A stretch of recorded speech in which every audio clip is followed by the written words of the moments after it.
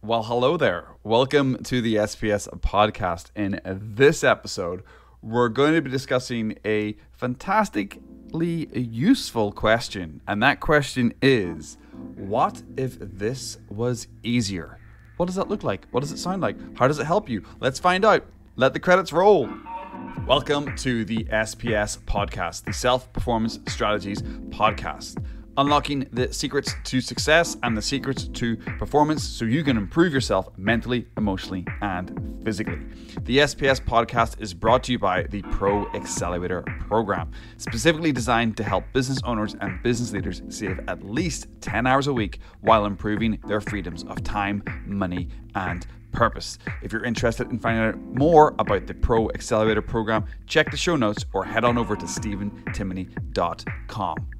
Let's get into the episode. Hello. Welcome. We are in episode 28 of the SPS podcast. Welcome and thank you for joining me. I really do appreciate you listening to this little podcast of mine. Well, in this week's episode, we're going to talk about one of my favorite questions, and that is, what if this was easy? We're going to start with a little quote, we're going to tell a little personal story, and then I'm going to break it down how you would use this question in your life, as well as 5 simple strategies that highly productive business owners use to make their days easier. So a little bit of a double header here. I'm going to talk about an idea, a question, and then I'm going to give you 5 ways that actually you can make your days easier in your life. But let's start with the quote. Let's start with framing the conversation. And this week's episode, I'm going to use a quote from a gentleman called Thomas Fuller.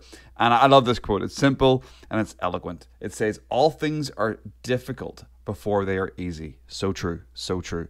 When you start doing hard stuff, eventually that hard stuff becomes easy. The more you train, the more you write, the more you learn, the more you take action, the more you move towards your goals, the easier it becomes to do those things. Any habit that you're now really good at, there was a time when you struggled with it. I can look at journaling, I can look at exercise, I can look at meditating, I can look at healthy eating, I can look at writing online, I can look at many things that I used to struggle with when I first started them, and now they're things that I do on a daily basis, and they are easy. They're part of my life, but they were once hard. So it's a great quote from Thomas Fuller. All things are difficult before they are easy. But let's talk about this question that I set up. If this was easy, what would it look like? I'm not going to lie to you here. This is one of my favorite questions to ask myself. There was a time not so long ago I would get frustrated really quickly. While I still get frustrated, it doesn't happen as often. In traffic or at work or just in general life situations, I would just find it easier for me to get frustrated and annoyed and maybe even blow up a little bit and not really regulate my emotions. Obviously, I've talked about stoicism before, meditation and journaling, and how they have helped me get over this. But really early on, this question also became very helpful. But it was a struggle to overcome this. I've overcome it for at least a decade. But in my 20s, small things would piss me off. In my early 30s as well, when I was developing myself. From technology not working to having bad days playing sports, something would not go my way. Then you know what happens when you're in that sort of spiral.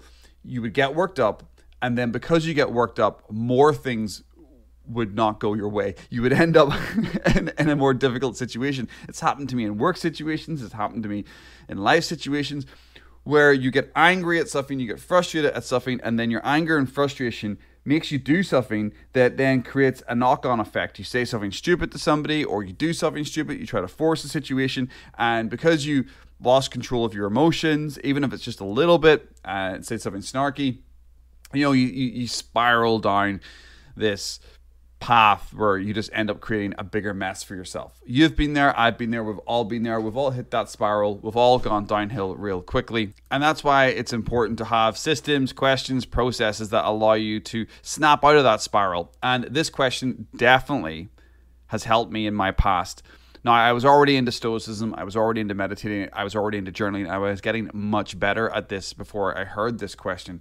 But one day, probably, I don't know, 2013, 14, nearly a decade ago, I was listening to the Tim Ferriss podcast, and he talked about using a simple 9-word question to frame how he would approach things. And he would say, if this was easy, what would it look like? Now, for some reason, I was in the right mind frame. That question hit me right in the brain box. The cogs started turning. The old cogs, rusty, that you could hear the creaking going on in my brain. And I thought, could this work? Could this pull me out of frustration? Could this help? Could this be something layered on top of my journaling and my meditating and sort of my stoic ideas that could actually be useful out in the field, out in the practicality of life? In the moment, could I say this to myself like a little mantra or an affirmation? Would it work? So yeah, I decided to give it a try. And later that week, I played in a reasonably competitive game of football. At that point, I was probably still playing all ages. Now I'm playing over 35. In Vancouver, where I live, in the older age range, because I'm in my early 40s. I don't want to be competing against guys in their 20s. There is a slowdown in the body. But when I did this, I was probably in my early 30s, and I was still playing all ages.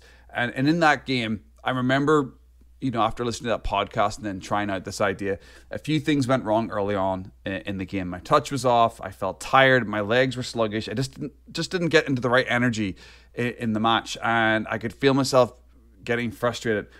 And then this idea popped into my head. Oh yeah, I remember. I was gonna try this. I was gonna repeat this thing to myself, and I said to myself, "What if this was easy? What would I be doing?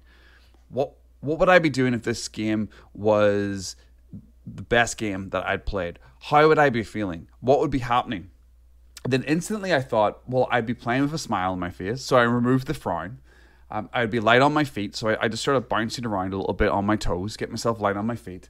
I would control and release the ball quickly. So that the next couple of times the ball came to me, rather than actually trying to do something with it, I picked a player that I just wanted to pass to really quickly. 1-touch, 2-touch football, got rid of the ball really quickly and got into the game, got into the groove, did something positive with my actions.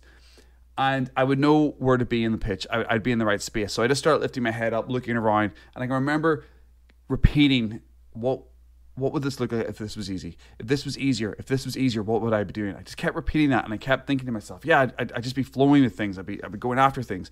I'd be smiling at an opposition when they leave their foot in, or when they give you a little barge in soccer. It's a competitive sport still, thankfully. And it worked. It actually worked, because I started to feel better.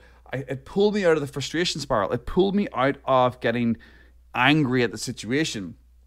And I ended up actually playing pretty well. I didn't do anything amazing in the game. It's not like some Disney movie, or I went on and scored a hat trick and and people were cheering me off the pitch. No. I just remember finishing the game, played well, thought I contributed quite well, and then it was in my mind, and it was like, man, that actually worked. That actually helped me overcome the frustration. So over the next coming days and weeks, it became a mantra in my head.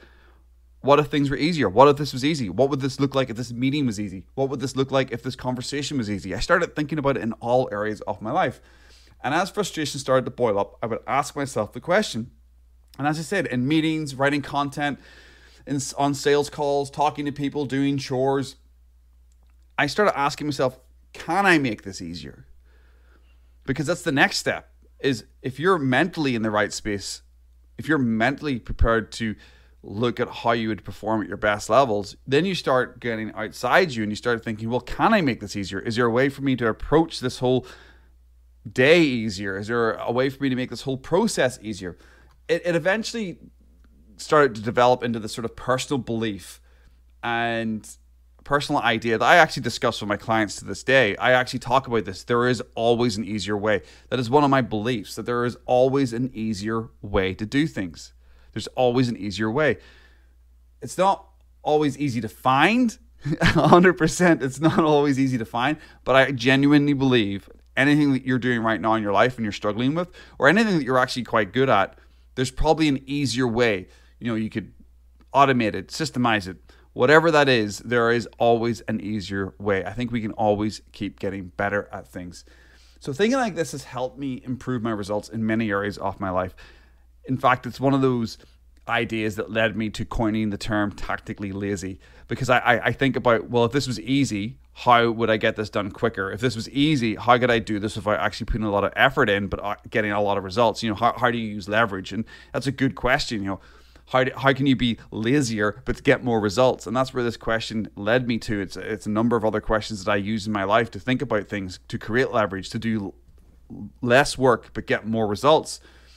So I want you to think about that and ask yourself today, the one thing that you do after you listen to this podcast, if it's the only thing you do, ask yourself today, if this was easy, what would it look like? And just use it everywhere in your life. Now, I said at the start of the podcast, I was going to discuss 5 simple strategies highly productive business owners use to make their day easier. And I'm going to jump into those right now.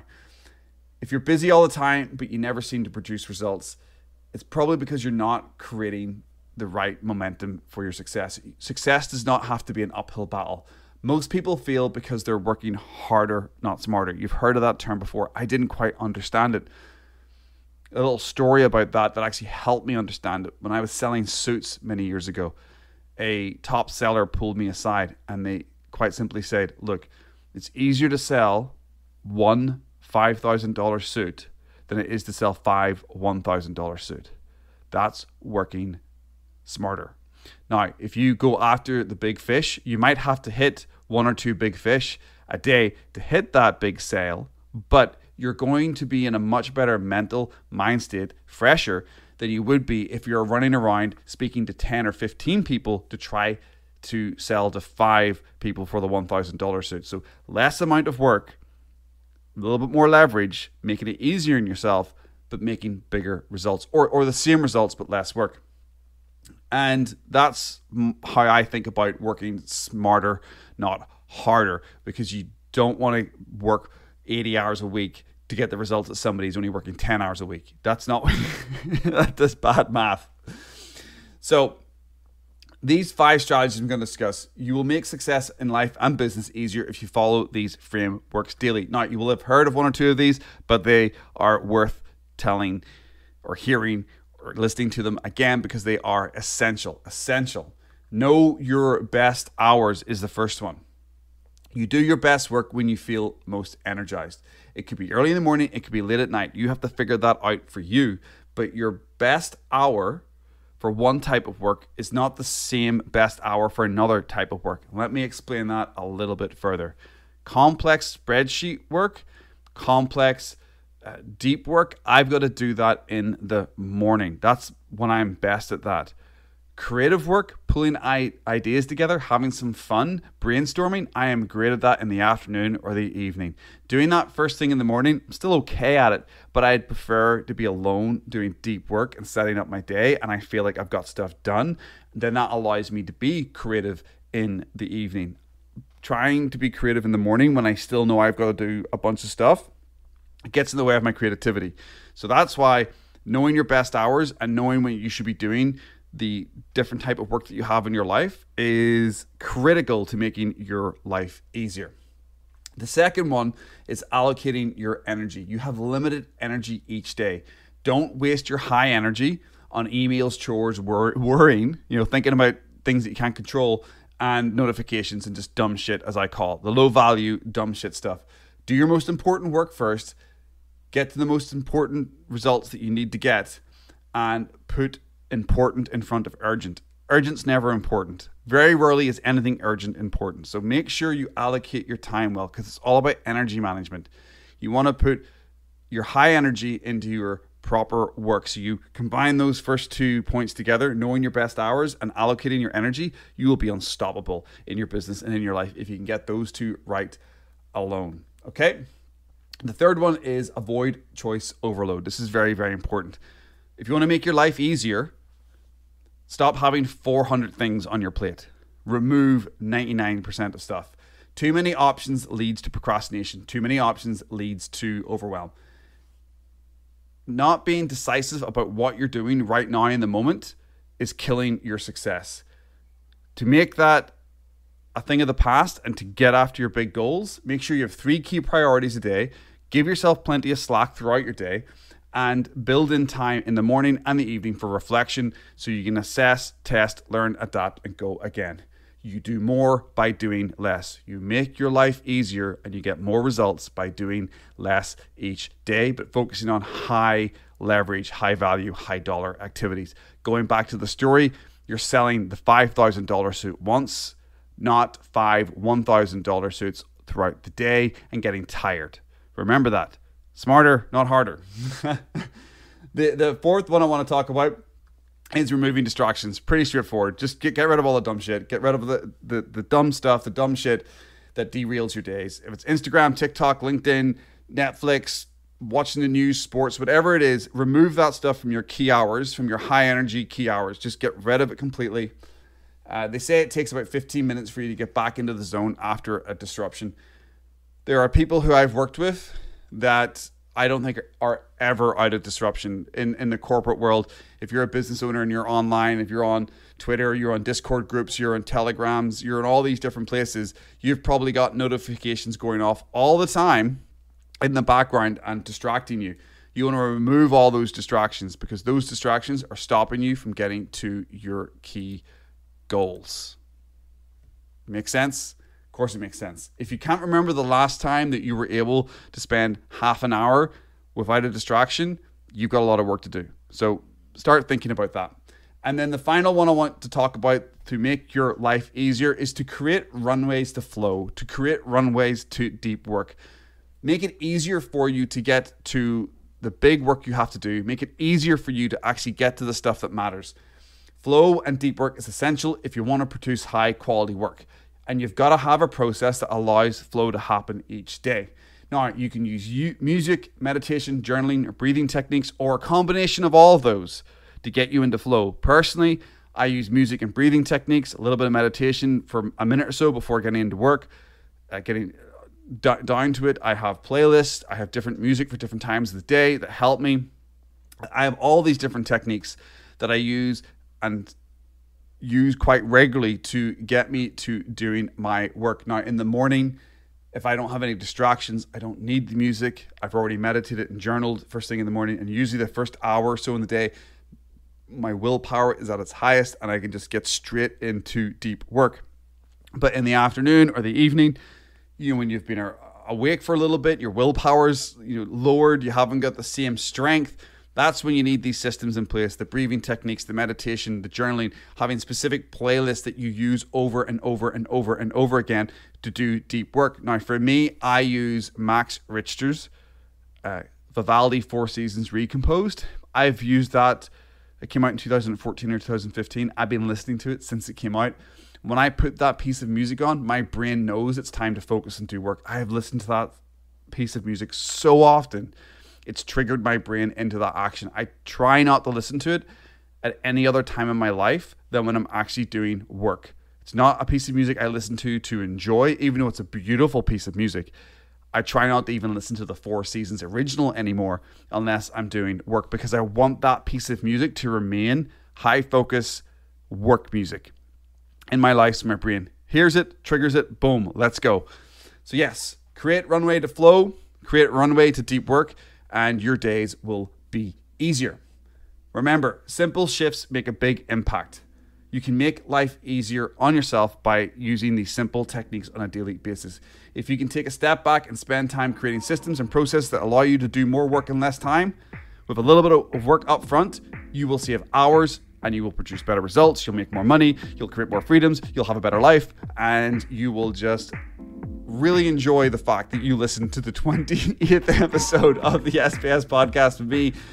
Go make your life easier. Thank you very much for joining me for this episode. If you have any questions at all, get in touch with me. Hit me up on Twitter at Stephen Timoney. That's at STEVETIMONEY, or slide on over to my website at stephentimoney.com. Hit me up on my website. Hit me up on my socials. Let me know what you think of the podcast.